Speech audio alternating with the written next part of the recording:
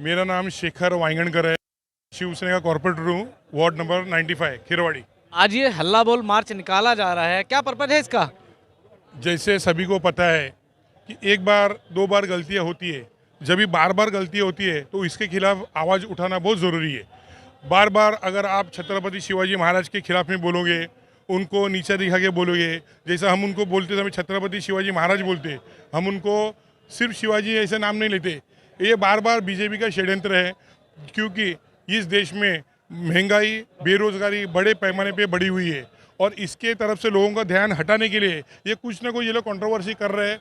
और हुआ यूँ कि जब भी बार बार हो रहा है, डॉक्टर बाबा साहेब अम्बेडकर है, महात्मा ज्योतिबा फुले है या सावित्रीबाई फुले है, जब ऐसे महान महापुरुषों के खिलाफ जब ऐसे बोला जाता है तो लोकशाही में लोग जागरूक हो जाते हैं और इसके खिलाफ हल्ला बोल मोर्चा करते हैं। और यार जो मोर्चा है ये उसी बीजेपी के नाकामी का नतीजा है। तो आपको लगता है इसका असर पड़ेगा बीजेपी सरकार पर? बिल्कुल पड़ेगा, क्योंकि राज्यपाल है, महामहिम राज्यपाल है, जिसको हम आदरणीय माननीय राज्यपाल बोलते हैं। अगर वो राज्यपाल की इज्जत हम लोग करते हैं तो उनको खुद को भी अपनी इज्जत रखनी चाहिए कि नहीं चाहिए? आप मेरे को बोलो।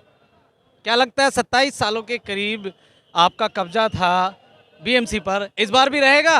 आने वाले 27 साल में सिर्फ शिवसेना का ही कब्जा बीएमसी पे रहेगा। इसकी वजह ये बोलता हूँ क्योंकि लोगों ने शिवसेना का काम देखा है। जो अभी कोविड गया, अगर उस कोविड के अंदर हमारे सीएम ने काम नहीं किया होता तो जिस तरह गंगा में लाशें बही है, जिस तरह गुजरात में रोड के ऊपर जो लाशें गिरी है एम्बुलेंस से, वैसी लाशें इस मुंबई में और महाराष्ट्र में गिरी होती। हमारे साथ बात करने के लिए कुछ युवा है, किस लिए आए हैं आप यहाँ पर? यहाँ हम भाजपा के अगेंस्ट जो मोर्चा हुआ इसीलिए आए हैं। हमारे महापुरुषों के जो प्रति उन्होंने गलत उच्चार जो संबोधित किया है उनके अगेंस्ट हम निषेध व्यक्त करने के लिए यहाँ आए हैं। कौन सी पार्टी को सपोर्ट करते हैं? हम एनसीपी और महाविकास आघाड़ी, शिवसेना, कांग्रेस, हम एक सब गठबंधन में आए हैं। यानी कि बीजेपी के खिलाफ सारी पार्टियां एकजुट हो गई हैं यहाँ बिल्कुल। आप कहाँ से आए हैं? हम पुणे से आए। पुणे से यहाँ चल करके इतनी धूप में क्या करने आए? आप युवा हैं, मौज मस्ती का टाइम है। नहीं, अभी जो कैसा है, हम मौज युवकों को मौज मस्ती करने के लिए लाए कि भाजपा सरकार ने छोड़ा नहीं है। हमारी नौकरियां छीन ली है, हमारे बिजनेस कॉलअप हुए, नोटबंदी उनकी फेल हुई है। उसके बाद भी हमको मतलब उद्योगपतियों के लाखों करोड़ रुपए कर्जा है वो माफ किया जा रहा है, लेकिन युवकों को कुछ भी नहीं दे रहे। लेकिन बीजेपी तो कहती है सबका साथ सबका विकास हो रहा है। क्या हुआ है? 2 करोड़ रोजगार का जो बोला था उसका क्या हुआ है?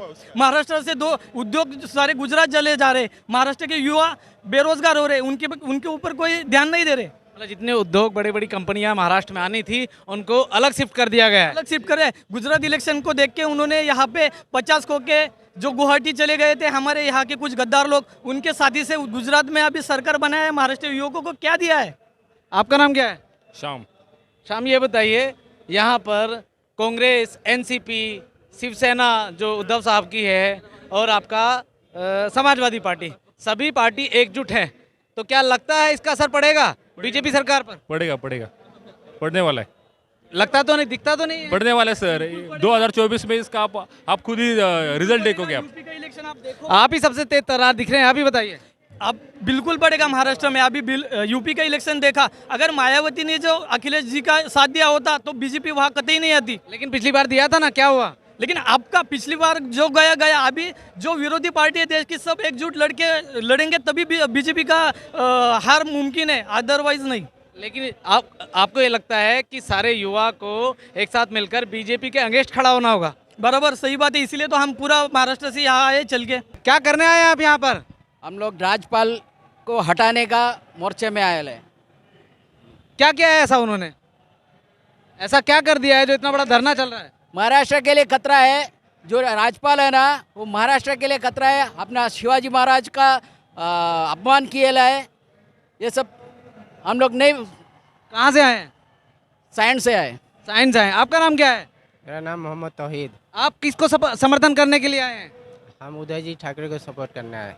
उद्धव ठाकरे जी को आप समर्थन करने आए हैं, लेकिन इतनी धूप पड़ रही है, क्या लगता है आपके समर्थन से राज्यपाल को हटा दिया जाएगा? नहीं, देखिए, हमारे कहने से नहीं, मेरा शिवाजी महाराज जो आदरणीय आदमी है, अगर उनके खिलाफ किसी को भी शख्स को कुछ बोलने का ये नहीं है, संविधान में अधिकार नहीं है। लेकिन जिस तरह का माहौल बना हुआ है, हिंदू मुस्लिम के बीच जो एक नफरत की खाई बनी हुई है, आपको लगता है कि आपका समर्थन देने से कुछ ठीक होगा? नहीं, हमारा देश देखिए संविधान से चलता है। हमारे देश में जो है हिंदू, मुस्लिम, सिख, ईसाई सबको आपस में रहने का अधिकार है।